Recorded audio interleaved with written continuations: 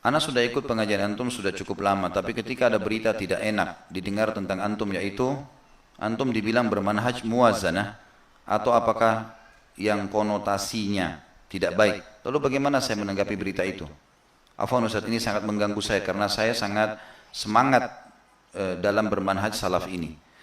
Jadi perlu saya jelaskan kalau Bapak Ibu yang belum tahu.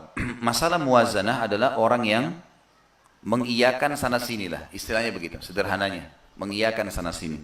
Kalau ada yang mengatakan saya bermanhaj muwazanah, ini perlu tabayun, tanya dulu. Saya sama sekali tidak muwazanah. Saya sama sekali tidak muwazanah.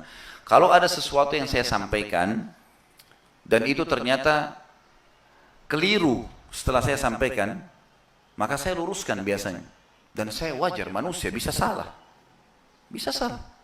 Banyak di antara para ulama kita, kalau kita kembali kepada imam 4 madhab, kita temukan perkataan mereka, sering dikatakan ini perkataan lamanya Syafi'i, dan ini perkataan barunya. Ini perkataan lamanya Ahmad, dan ini perkataan barunya. Ini perkataan pertamanya, ini pendapatnya yang kedua. Jadi kita lihat ada, artinya ada perubahan, transisi dari hal yang salah.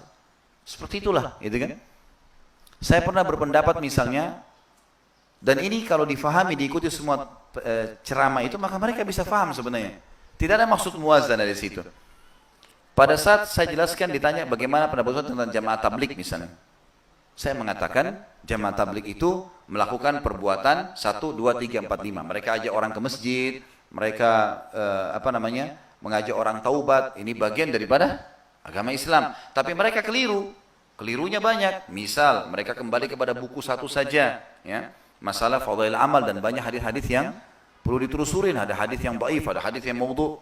Kemudian mengharuskan khuruj itu keluar, seakan-akan orang kalau tidak lakukan itu adalah perbuatan yang masih kurang dalam agamanya. Ini juga perlu diperbaikin.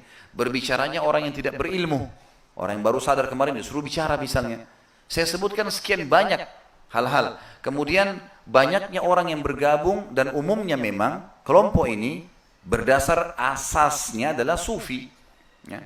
Orang yang bermanhaj sufi, dan ini adalah banyak kepada hal-hal yang melanggar nanti sunnah-sunnah Nabi SAW. Karena kita tahu sufi, ya, atau pemahaman sufi, sufisme ataupun tarekat-tarekat yang merupakan cabang dari ilmu sufi itu sendiri, itu kebanyakan mereka keluar dari sunnah-sunnah Nabi SAW.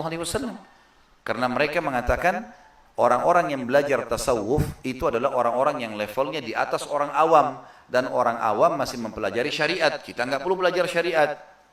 Ini sudah keliru, ya. Saya luruskan.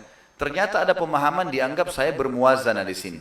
Dianggap Ustaz Khalid berarti masih boleh disebutkan kebaikan, sebutkan keburukan.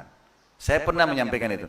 Kemudian saya sudah pernah tanyakan kepada salah satu ulama yang kami jadikan rujukan, Syekh Sulaiman Rahili, hafizahullah. Salah satu profesor, doktor dan profesor, insya Allah beliau sudah profesor kalau tidak salah di ilmu syariah, orang yang sangat berilmu dan salah satu pengajar di Masjid Nabawi.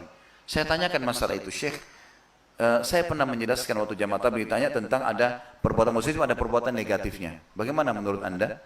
Dia bilang semestinya Khalid, kamu menyampaikan tentang sesuatu yang salah. Salahnya apa diingatkan itu saja. Enggak usah sebutkan sebuah kebaikan, karena nanti malah menjadi penyebab orang-orang mengikuti. Padahal niat saya memang meluruskan, gitu kan?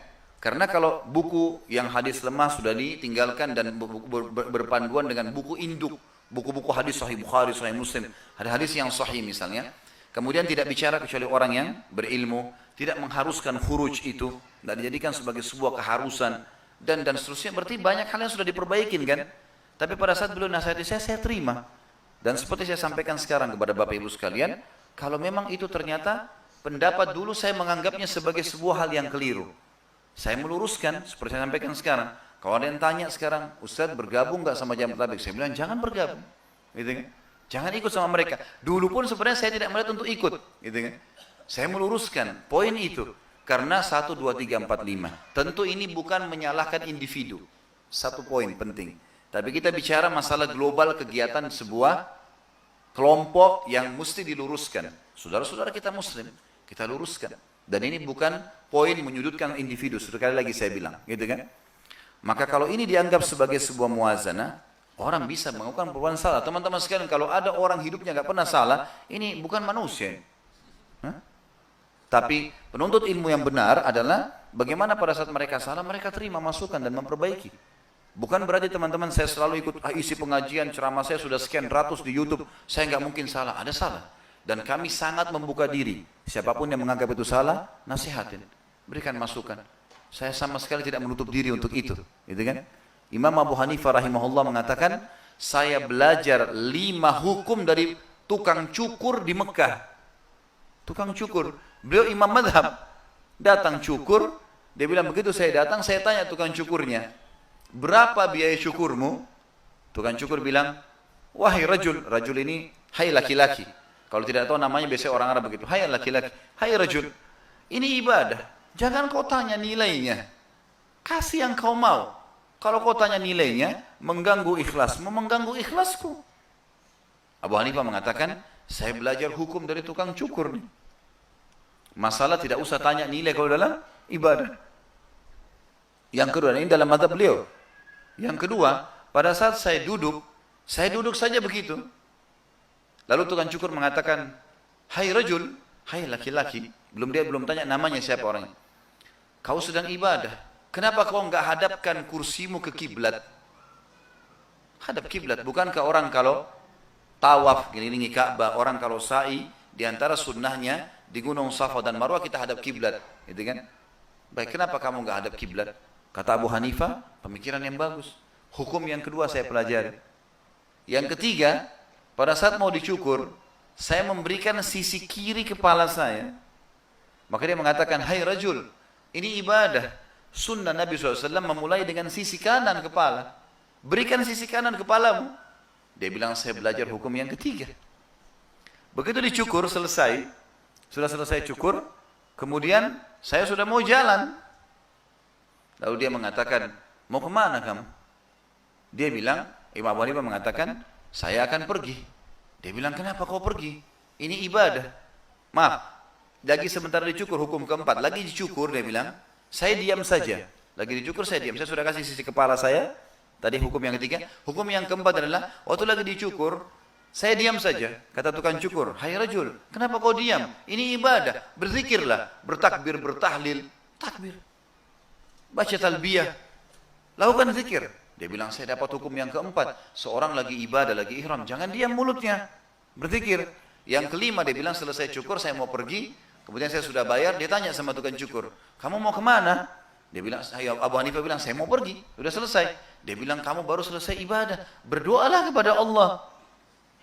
Dia bilang, saya dapat hukum betul. Selesai tahallul, mestinya saya berdoa agar Allah terima. Di antara sunnah Nabi SAW seperti Ismail dan Ibrahim alaihissalam mengerjakan, diperintahkan bangun Ka'bah, Allah yang perintahin. Mereka Nabi, mereka ikhlas, mereka masih mengatakan setelahnya, Rabbana taqabbal minna, innaka antas samiul alim. Wahai Tuhan kami, terimalah ini dari kami. Maaf, terimalah ini dari kami, gitu kan? Sesungguhnya Kau zat yang maha mendengar dan maha mengetahui. Maka saya pun mengamalkan. Kata Abu Hanifah rahimahullah, saya lihat tukang cukur ini bukan ada ciri keilmunya, orang biasa. Lalu saya tanya, kamu ini belajar dari mana semua ini? Dia bilang, saya pernah mencukur Atha bin Abi Rabah, ulamanya tabi'in dulu. Dan dia kerjakan 5 hal tadi yang saya ingatkan kamu. Maka saya selalu mendakwakan kepada semua orang yang saya cukur. Tapi Abu Hanifah di sini mengambil ilmu dan akhirnya menerapkannya. Bukan aib bagi seorang muslim itu. Saya bukan seorang alim ulama, kemudian tidak ada salahnya teman-teman sekalian. Kalau ada yang dianggap seperti ini, ada muwazanah salah, maka itu diluruskan. Gitu kan? Silakan diberikan masukan. Tapi saya tidak pernah niat itu.